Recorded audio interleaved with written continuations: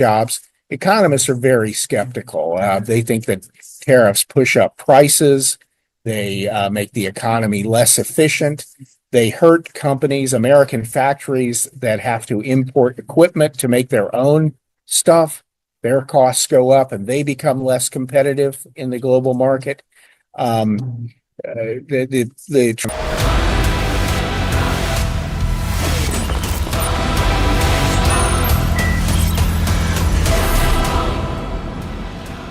Viewers, let's get straight to the point. Make no mistake about it. Amending the Waqf Act of 1995 and repealing the Mussalman Waqf Act of 1923 is very much part of the ideological agenda of the Bharatiya Janata Party. Just like the occupation of Ram Janam Bhoomi and the perpetuation of Article 370, the Waqf Act of 1995 stood as a reminder of inequity. One denomination enjoying special status over Hindus and all others in a secular democracy. It had to go, viewers. It had to go. And from all that we've seen in Parliament, the Waqf Act of 1995 will be hollowed out by the amendments piloted by the NDA. Even as we speak, viewers, the Rajya Sabha is sitting to pass this legislation. The lower house or the Lok Sabha did so in an unprecedented post-midnight hearing last night, viewers. This passage is a remarkable feat, as not only has the government been able to decisively demolish the opposition's claim that Modi is a, quote, one-third Prime Minister, unquote, or ek tihai, as the Congress refers to him, because the BJP lacks a majority on its own.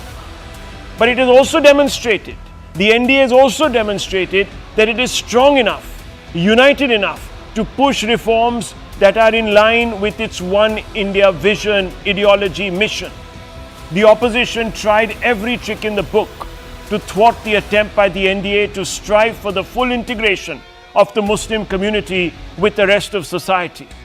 They have fired all kinds of barbs, like BJP is turning India into a, quote, Hindu Pakistan, unquote, to incite Muslims into coming out on the streets in defense of a law that gives them special status.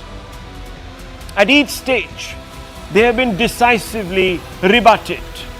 John Brittus, for example, of the CPM, he's a member of parliament in the Rajya Sabha today, gets up and says, why should there be someone from a non-Muslim community on the Waqf board, unquote. JP Nadda of the BJP, he's the president, of course, of the party, says, and I quote, India blocked bats for laws that Muslim nations have banned. Waqf Act violated the inclusive spirit of the constitution, unquote. Syed Nasir Hussain, Congress member of parliament, said, and I quote, the Waqf Amendment Bill aims to make Muslims second-class citizens in the country, unquote. Kiran Rijiju, Minister of Parliamentary Affairs, who has piloted this entire exercise, as he tabled the bill, got up to say, and I quote, we consulted state governments, minority commissions, and Waqf boards, other stakeholders before introducing this bill in Parliament. A JPC was formed. After extensive discussions, the bill was passed in the Lok Sabha yesterday, unquote. Clearly, viewers, if the NDA wanted to treat a particular section of society like second-class citizens, it wouldn't have undertaken this elaborate exercise. But just like the Triple Talaq bill that perpetuated preferential treatment for Muslims, just like Article 370 that created a state within a state that privileged Muslims, the Waqf Amendment Bill, which gave Waqf's legal entitlement not available to any other community, has been weakened by the collective will of the people expressed through Parliament.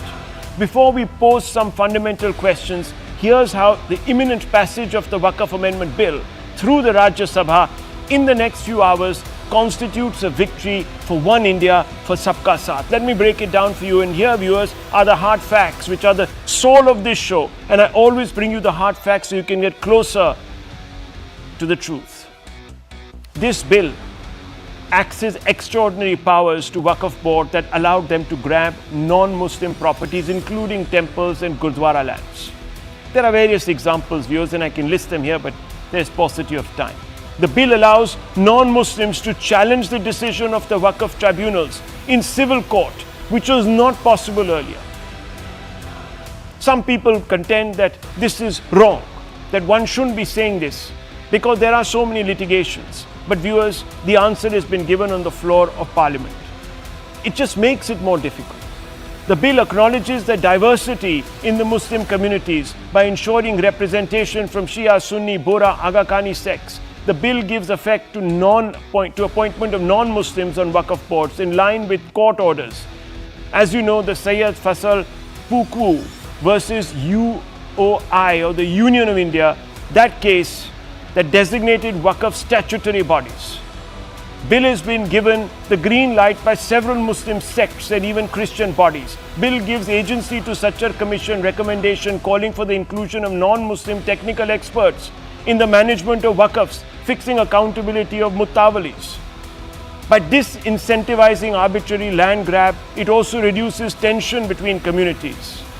It gives space to women on the Waqf board. The opposition, however, wants to reverse the outcome of the Shah Bano case. It has announced that it will challenge the will of Parliament in the Supreme Court. There are parallels here, viewers. Now, you want to call it appeasement, you want to call it playing to a gallery, I don't know. But there are parallels. The proclamation begs several questions. Does the opposition want to balkanize India along religious lines by allowing the Waqf to behave like a state within a state? Does the opposition believe that Hindus, Christians should be denied the right to challenge the arbitrary powers of the Waqf? If the opposition supports the Waqf board, would it back a move to form a Sanatana board with the same powers to unilaterally take over Muslim land?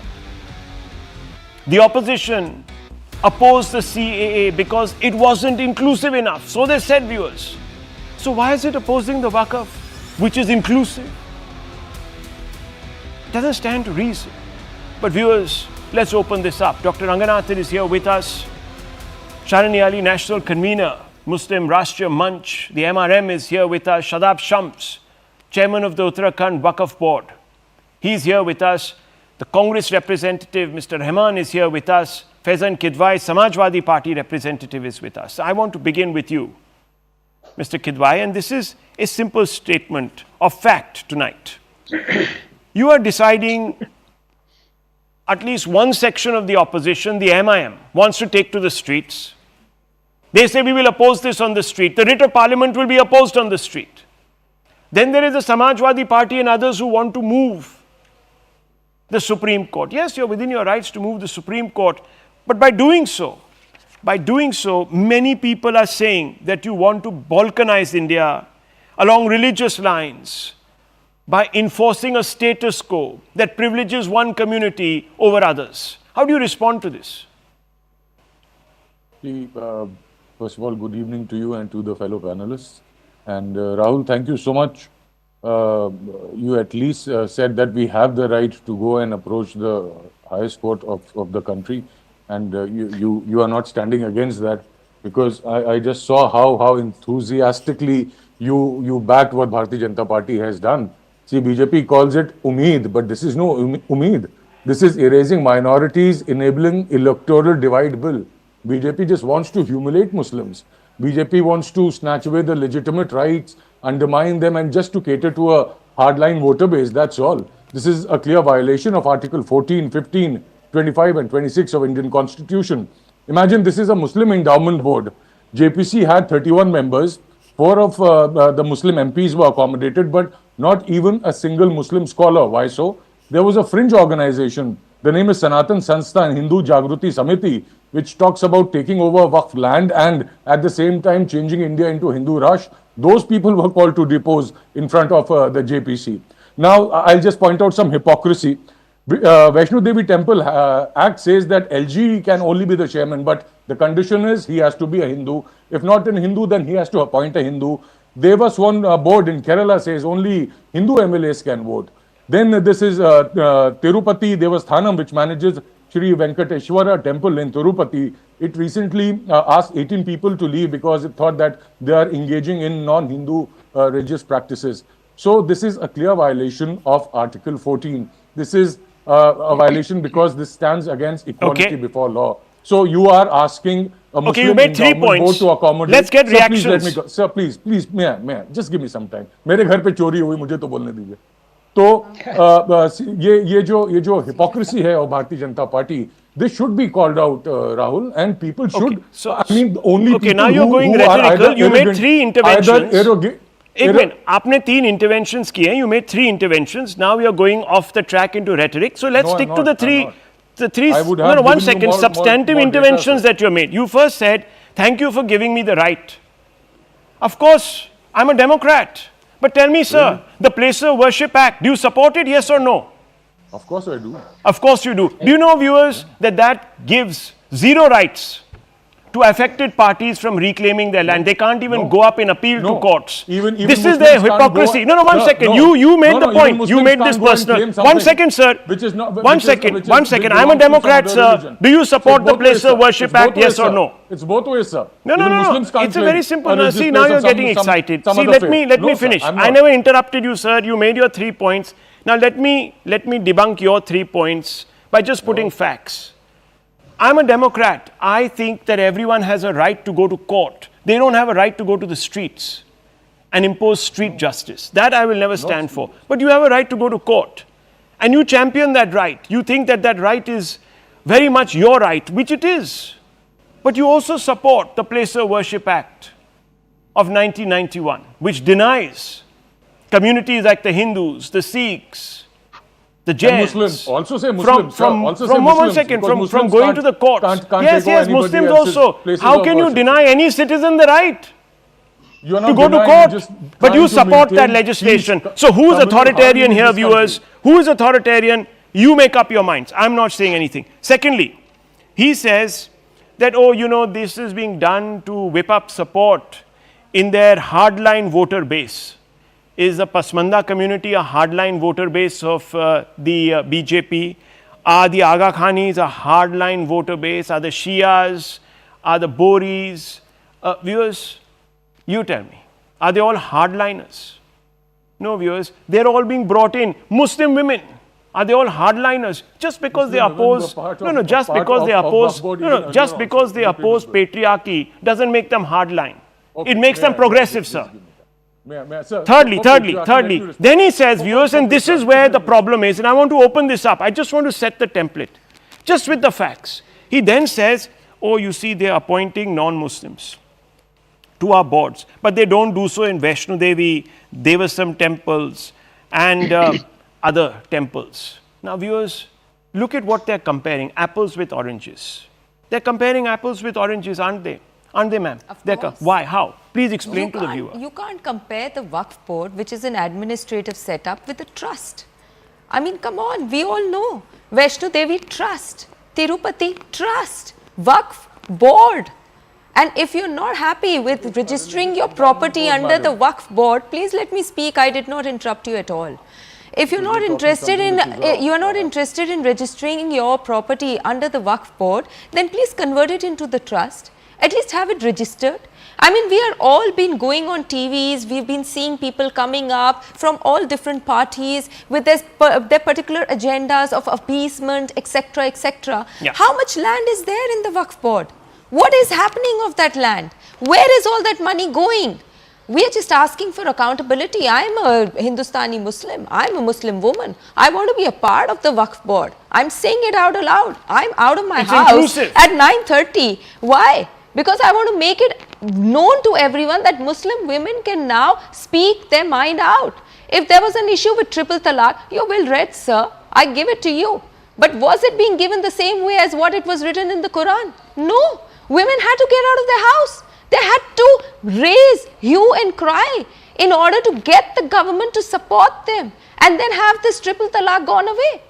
You talk about representation of women in the BJP, you talk about Muslim people coming into the BJP. Well, it's all because of you people that an In appeasement fact, is on that caused. point, ma'am, on that The point, reservation bill has come. this gentleman says that he's a Democrat. He supports the rights to go to court, etc. You know, one brave woman called Shah Banu went to court. course. And you know what they all did?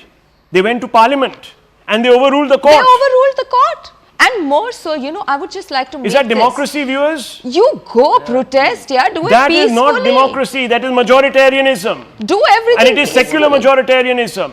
It is called minorityism. And let me tell you, viewers, he compares a mosque committee.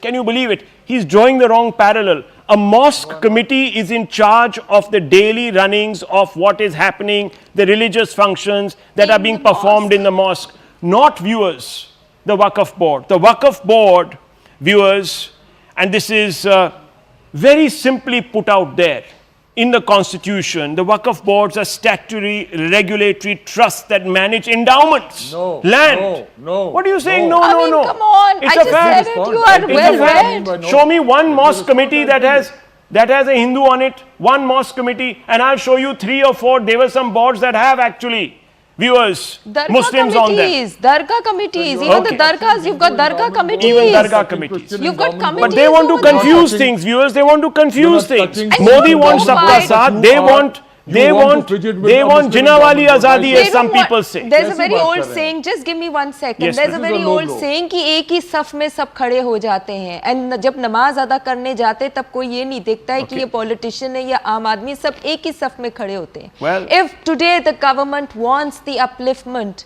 and if in 2017 the Prime Minister Modi brought in the word pasmanda, no one even knew what pasmanda was, man. No Yeah. one even knew what pasmanda I mean, was. you weren't aware The of the word pasmandas pasmanda suddenly before have Narendra come Modi became the into, Prime Minister. no, pasmandas That today means have you were been given ignorant. that That's not our space, problem, madam. and You if were the ignorant. Waqf Board I has always come knew in what pasmanda and they, no, please wrong with don't you? go So on you with were that. aware. So you were aware that What did you do for them? there was a discriminated community called the May I? Pasmanda community, and you didn't want to do anything about it. That's That- even more that is shocking. more Dr. shocking. Ranganathan wants to Yeah. come in. Dr. Ranganathan, you know where are we going with this? There is an individual, Narendra Modi, who is pushing a One India agenda. Here we have pushback. People now want to go to the streets. They want to go to the courts. They want to reverse this. They don't want integration between communities. I don't know. Good evening, Rahul, and good evening to my fellow panelists. First, Rahul, if you don't mind, I'd like to step away from the topic of the debate for a moment and take a minute. I promise not more than that, to actually thank you, because nobody thanks you.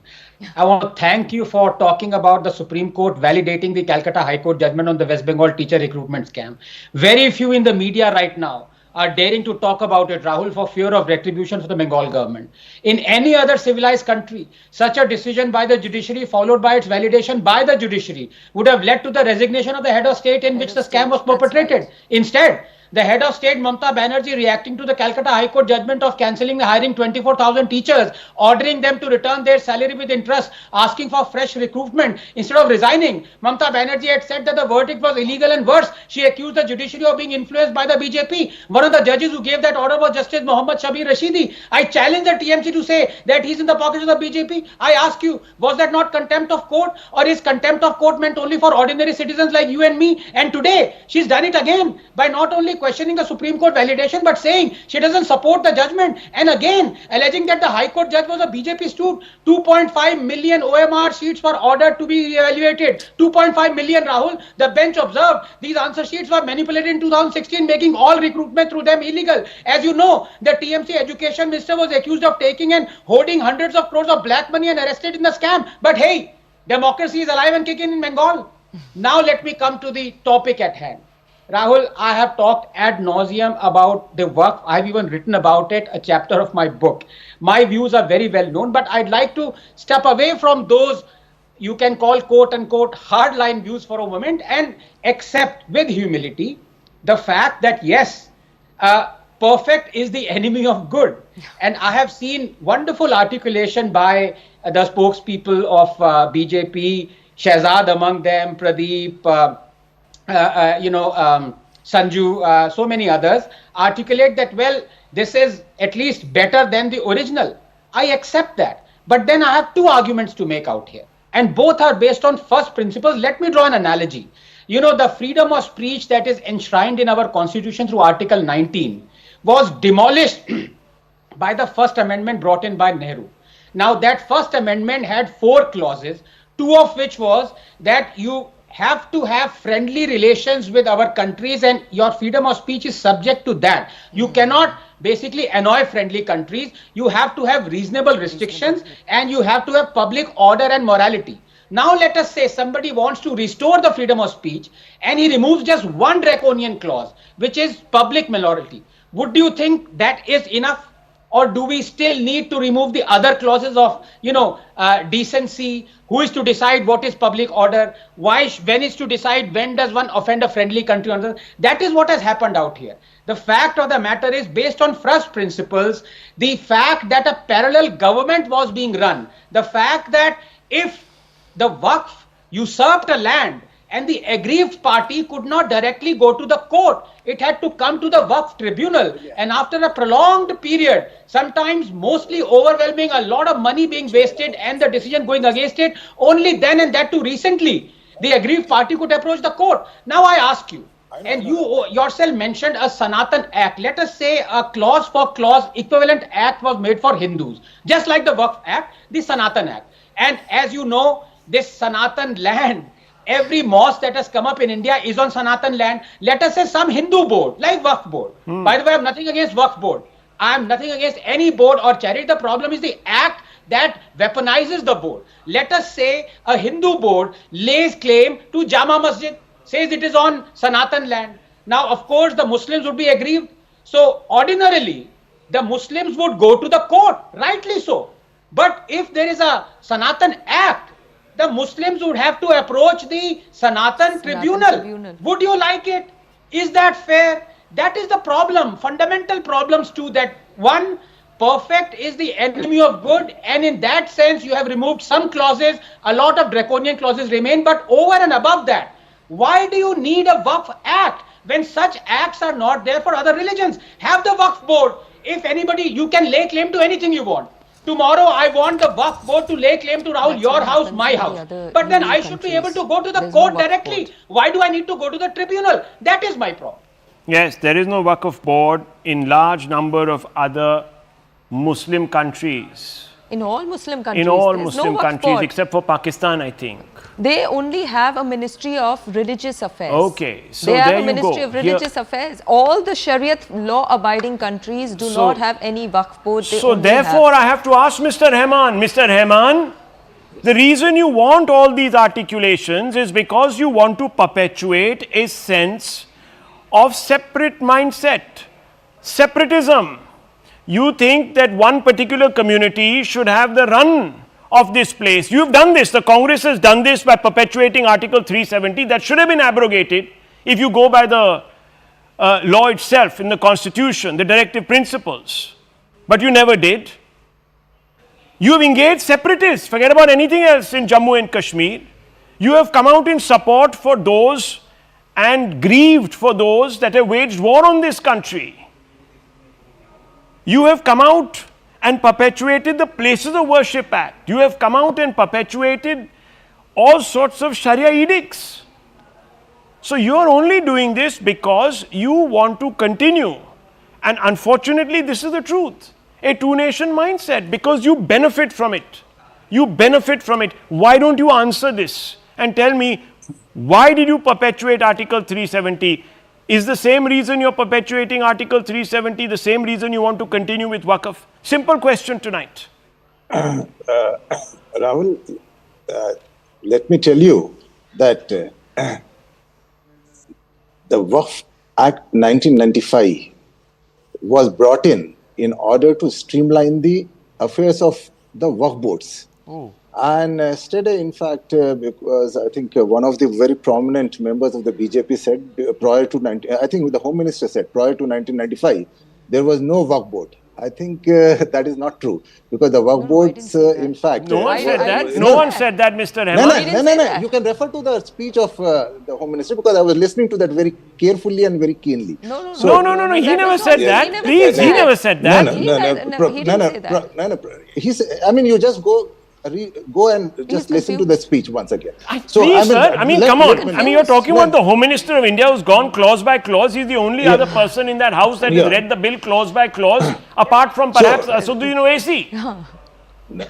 Oh, come on. I mean, I think you find it very convenient to bring in Asaduddin Owaisi here Of in order course. to give the debate. He has loads of money of the Waqf land and property. Look what she's He has saying. loads of property and money of the Waqf He has a most to land. lose, she's saying. Can you imagine the Telangana state maximum number of Waqf land is being owned by Asaduddin Owaisi, and Telangana is that state where you have the major number of misyar weddings taking place, misyar nikahs. You have over there the Maulanas who've opened small shops marrying of young girls, and Asaduddin Owaisi, since 6 generations, he and his family have been in the Waqf board, and yet Hyderabad is being tortured.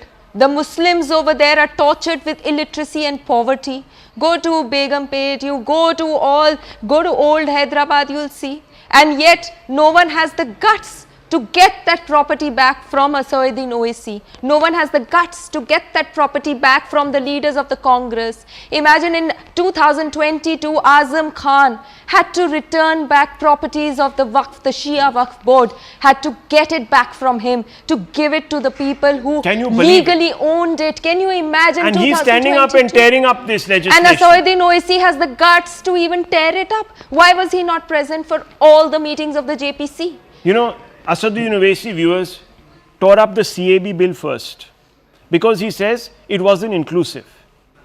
Now he comes and he tears up this, unstaples or tears up or whatever, desecrates this bill to say it is too inclusive. Ajeeb baat hai, viewers. It's bizarre. I want to actually ask him, is he against women? Or is he against the concept of giving women a nice, respectable stand in Islam? Mr. Khan, or is he against Mr. Islam itself? Mr. Rahman, please respond to me. I want to ask you, you had a problem abrogating Article 370. Will you concede that Article 370 was a temporary provision, yes or no? Was it temporary, yes or no? My sister is not letting me speak, actually. No, I'm asking you, sir. I'm asking you a direct question. Mr. Rahman, was Article 370 a temporary provision, transitory provision under the Constitution, yes or no? See, it was there, yes, definitely. Where? Yeah. Where was it? Actually, Rahul, see. No, where was it? Please answer my question. No, you can't say it was there. Was it a transient provision, yes or no? Was Article 370, sir, a transient provision, yes or no? Rahul, you see, Rahul, we are talking about the Waqf Act 1995. You are trying to divert the entire. I'm not diverting it. I'm drawing a parallel. I'm drawing a parallel. Because you know that the Waqf Act the Amendment 2024 is totally unconstitutional. You don't want it to be debated here because let me tell you. You know, let me tell you, viewers, the gentleman from the Samajwadi Party was telling us how unconstitutional it is that people from the non-Muslim community will be now put on this board. Do you know, viewers, right up till 1995, from 1954, this provision did not apply. You could put anybody in a board, but they had no problem. 40 saal soye pade the. There's another gentleman who's been sleeping, caught sleeping in that house, viewers. This is how sleepy-headed they were. 40 years. Who gave them this right, viewers? This protection, this ring fence is the Congress party. Yes, doctor wants to come in and I then want to bring in Shadab Bhai. Yes. Yeah, very, very briefly, 2 points. Rahul, I've already thanked you, but please permit me to, I don't know, it's one of those rare days, Blue Moon, thank you again for bringing in this, I don't want to sound patronizing, but amazingly articulate lady panelist. I don't know where she was hiding all this while. Thank you very much for putting across your wonderful objective views. Thank you. Now, I want to make this point again, and I want Faizan Bhai and others to answer this.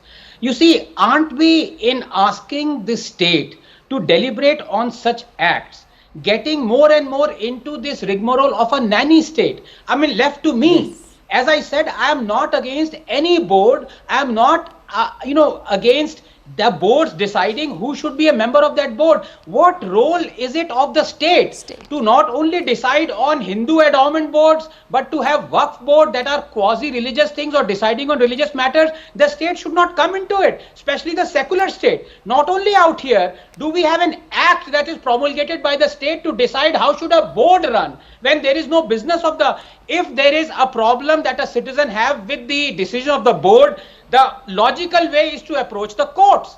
That is all that is required. Let us, understand one thing. The state should not be a nanny state. Yep. The more you make the state nanny state, the more problems arise. Yes, right. and who made the problems? Viewers, let me give you 3 examples. In the 1954 Act, civil courts had the power to decide on the dispute related to Waqf properties. 1954, viewers, civil courts in that act. That was under Nehru. In 1995, who comes to power? Viewers, in 1991, P.V. Narasimha Rao, the Congress party. In 1995, the Waqf tribunals were introduced, transferring the power to them.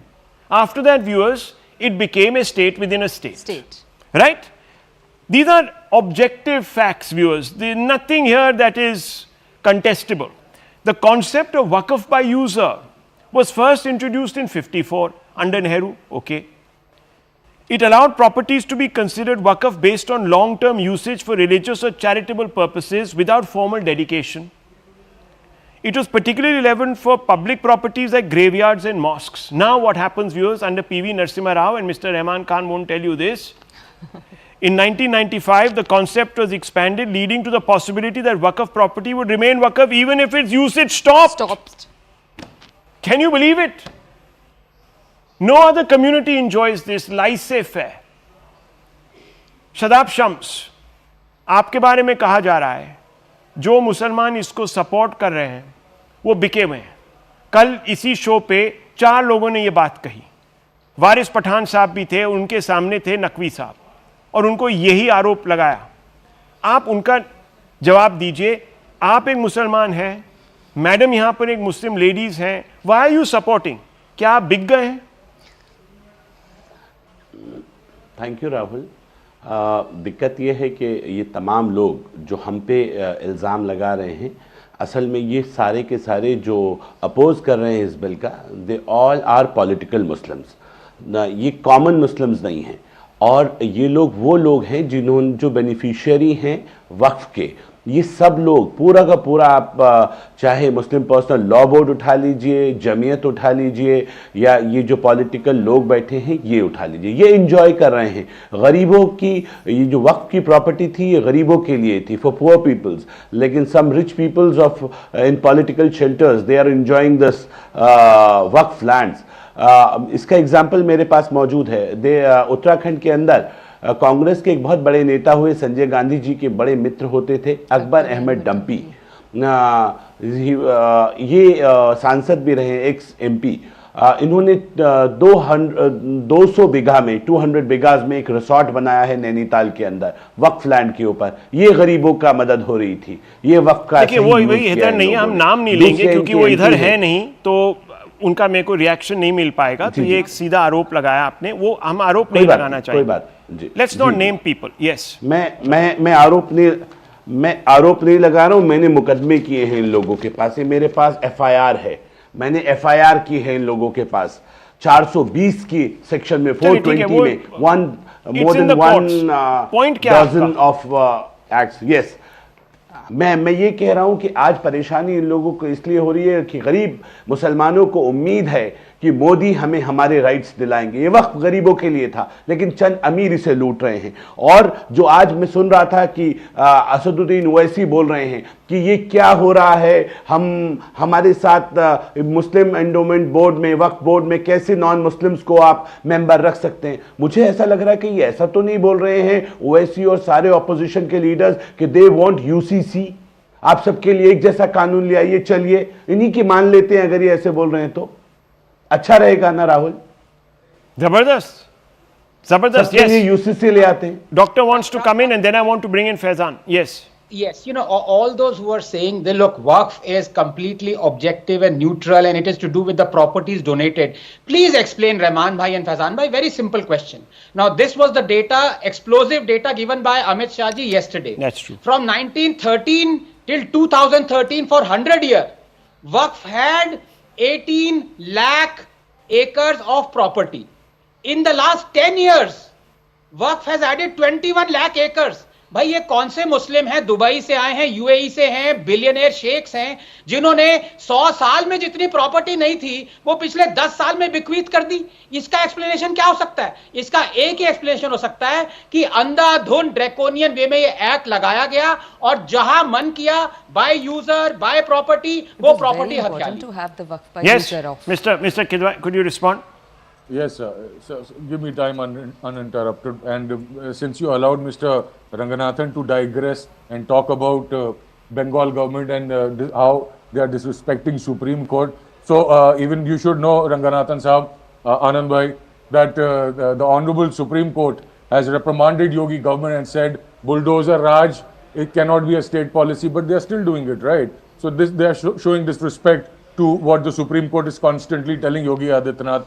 Plus, you are saying that she should have resigned by now. So the Manipur was burning for months, and nobody cared. The chief minister there, I never saw such kind of an outrage on television where journalists were asking for his resignation, but now he has. And so, I mean, why this hypocrisy? Why this hypocrisy when there's a BJP government or somebody from Bharatiya Janata Party who's doing wrong? Why no questions are asked to them? Okay, as far as Mr. Amit Shah is concerned, see, Mr. Amit Shah is a king of fakery.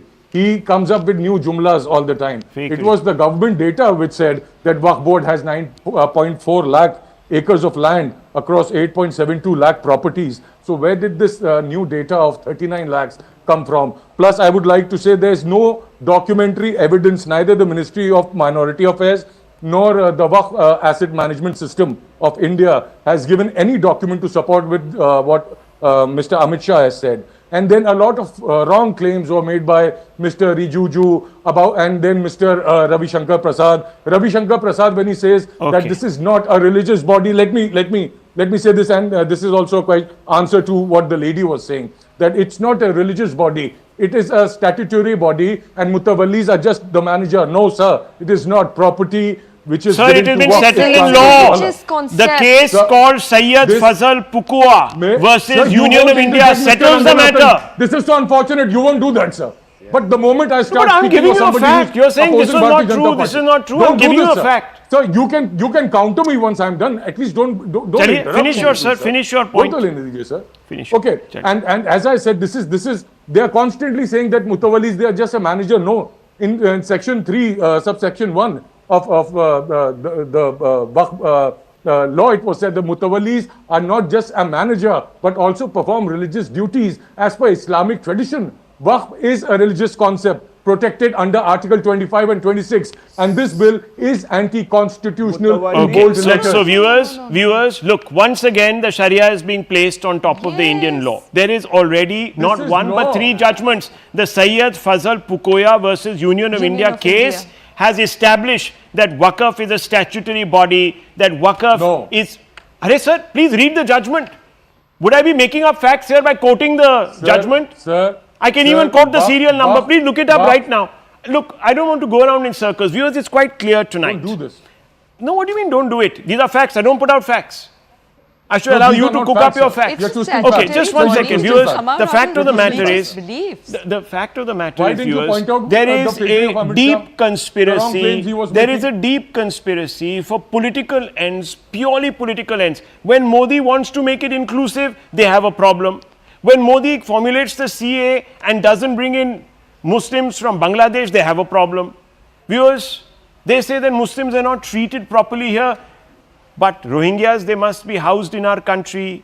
Afghans must come here. We must give shelter to just about every Muslim who is in distress, and they also want to come to this country. Viewers, you can't have it both ways. You can't have a prime minister who's being rewarded, lauded, praised in the Gulf, and you call him an Islamophobe at home.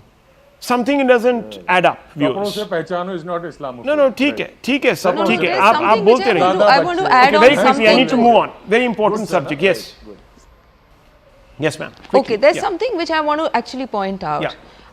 I can only give what I own. Yes. I can't give something which I don't own. So the Shariat has made this very clear and Okay. in the Quran that, okay, this is the part you have to give to your wife, this is the inheritance you have to give to your son and to your daughter. And now if the government Okay. is saying that according to that same Shariat law, they have not quoted the Shariat law, but of course the Minority Affairs Minister must have point gone being- through it. Point being that you have to fulfill the inheritance legal heir system and Viewers, then look, give the whatever point there is is there are for waqf hundreds that and you want thousands of to. Muslims who are relieved. They wouldn't be Especially celebrating, they wouldn't be daughters. relieved if this was such an assault on their rights. I just Especially leave it's women. common sense. Let's just apply common sense sometimes. Need to move on, viewers. As we speak, it is America that has been hit hardest by President Trump's decision to hike tariffs. There's a bloodbath on Wall Street. Ironically, the Indian stock market has held its nerve. This even though Trump imposed a 27% tariff on Indian exports to the United States because he felt India wasn't treating America right. Listen in, viewers.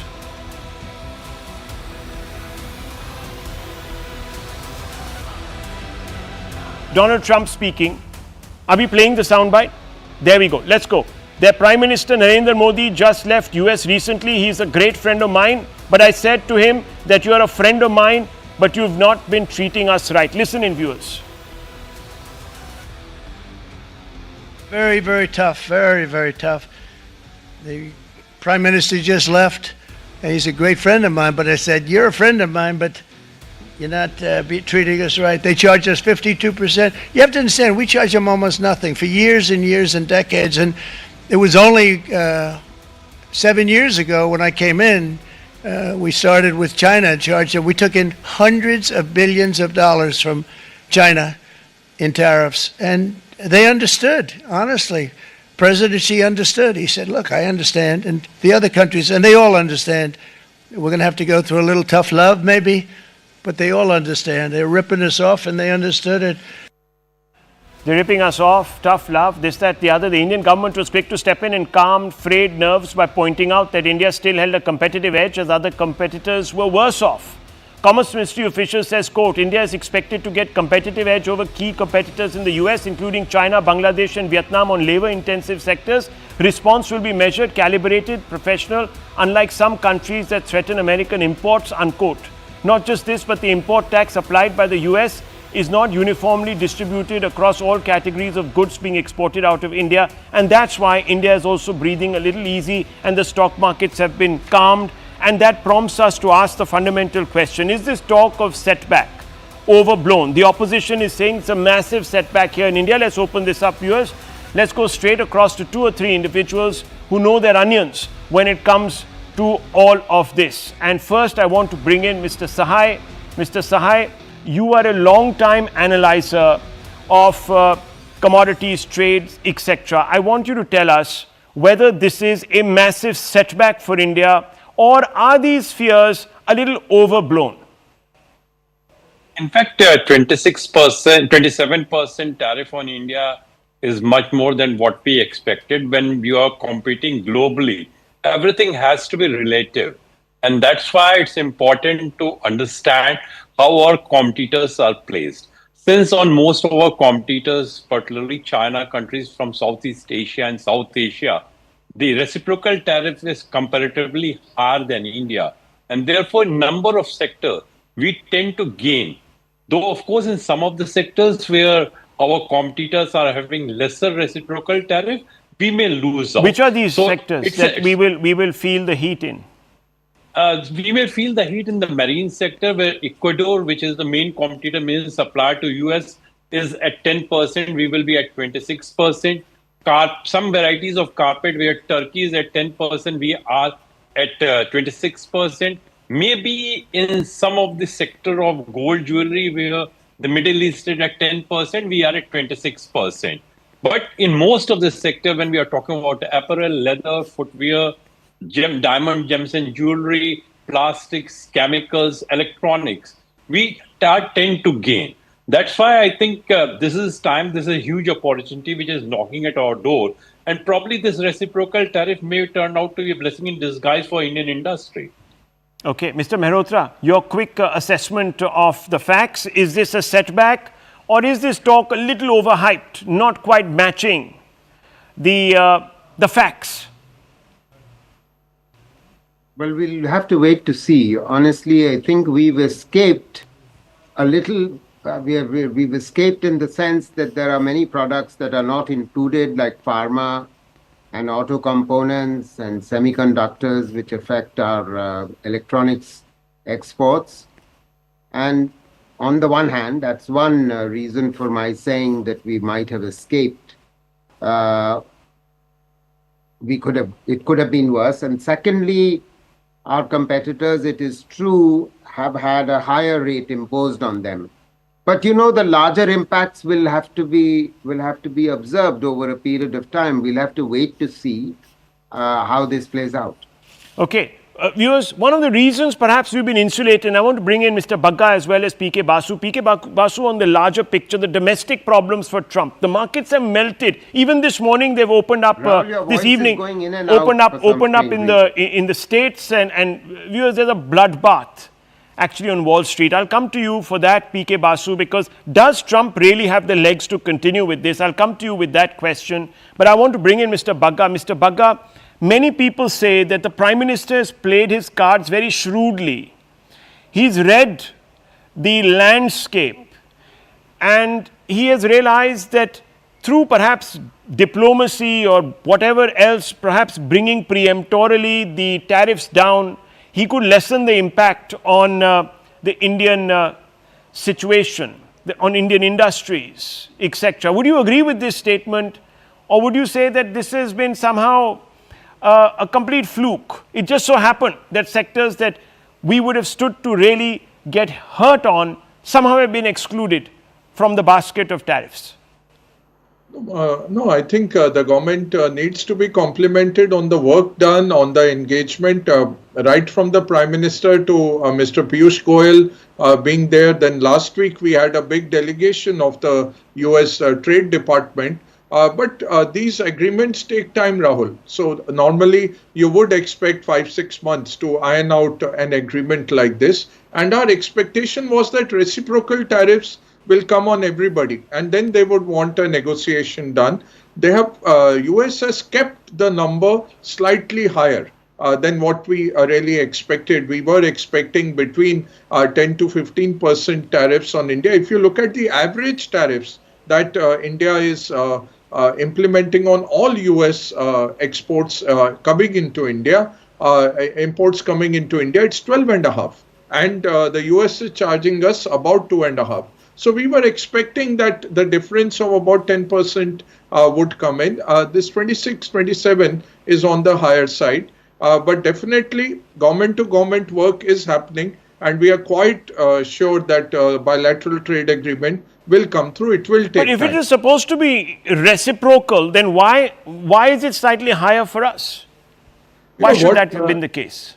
What our calculations are showing, this a question was asked on to the US trade representative as to what is the formula you have used. They gave some elasticity and all that formula, but what it is coming to basically is your trade gap and your total imports. It's the ratio of that. So China is about 230, and its its imports are about 430.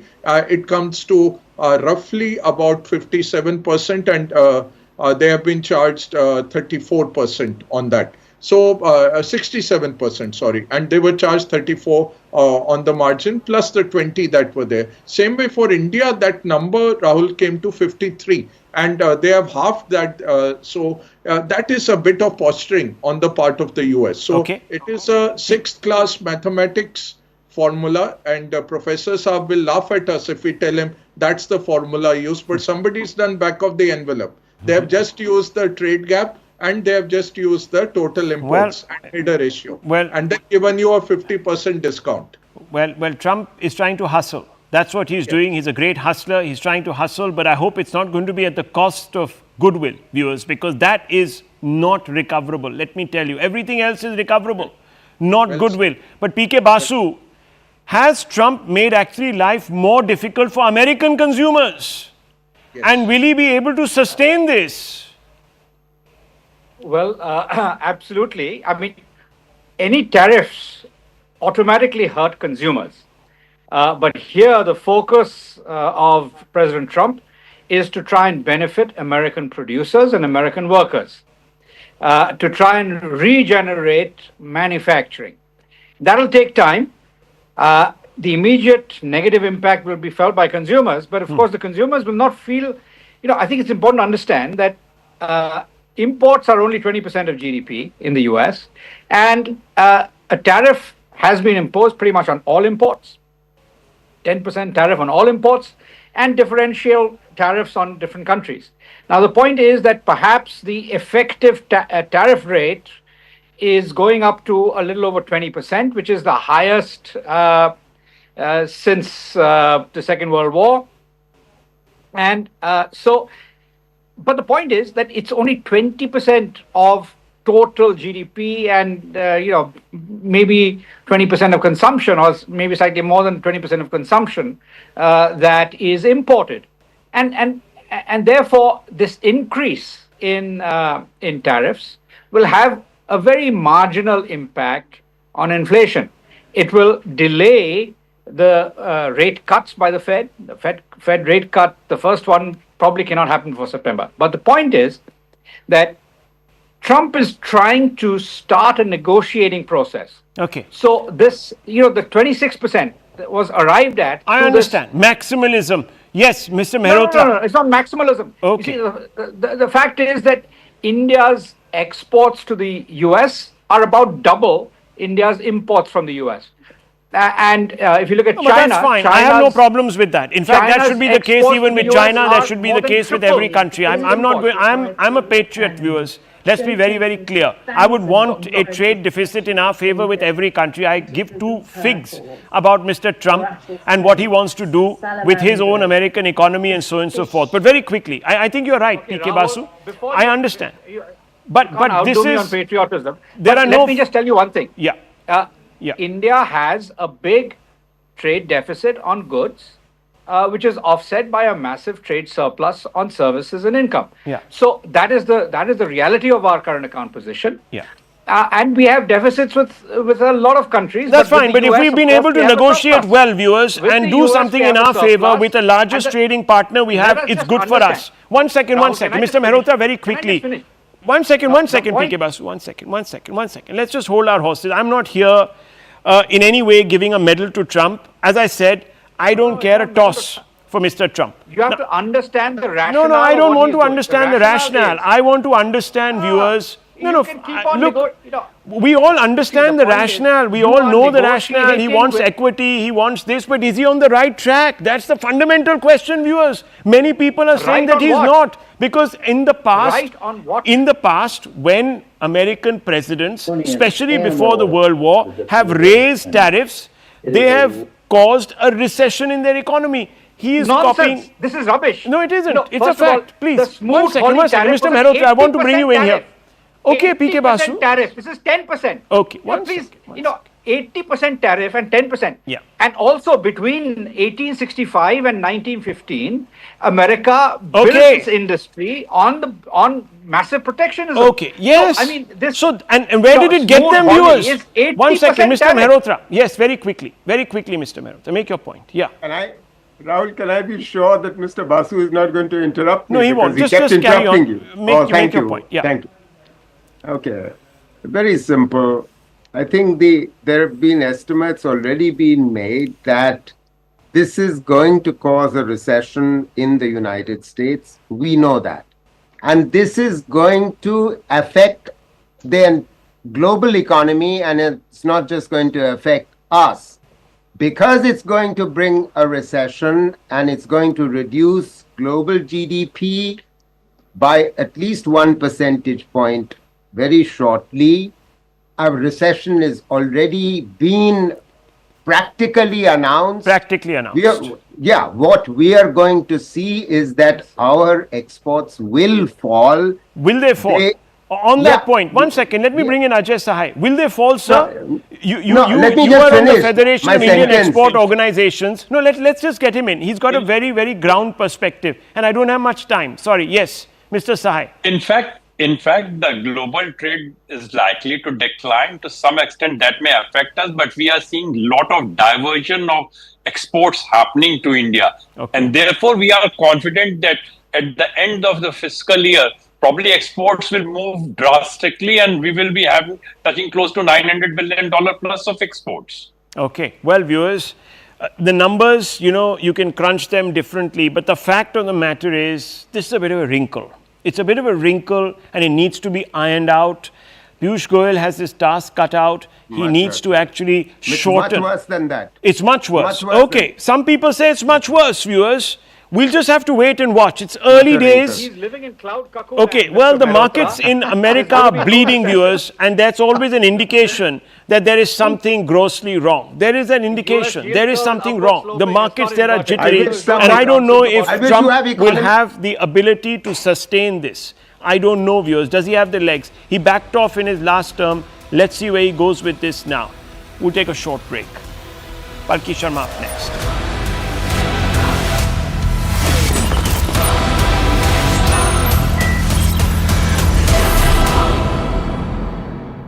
Presented by